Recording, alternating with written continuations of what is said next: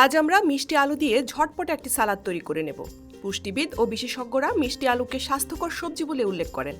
এটি প্রতিদিনের খাবারে যোগ করার কথাও বলেন। সেলিব্রিটি পুষ্টিবিদ রুজাতা দিবাকর বলেন, আঁশযুক্ত এই সবজি সবার জন্য নিরাপদ, বিশেষ করে যারা স্থূলতা, পিসিওডি, ডায়াবেটিস ইত্যাদি সমস্যায় ভুগছেন তারাও খেতে পারবেন।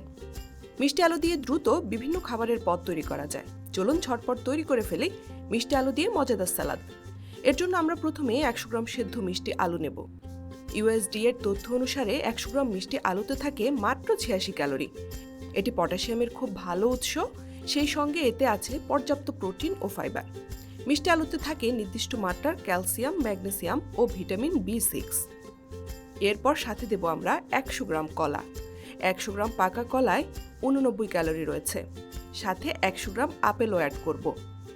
100 গ্রাম আপেল মাত্র 52 ক্যালোরি।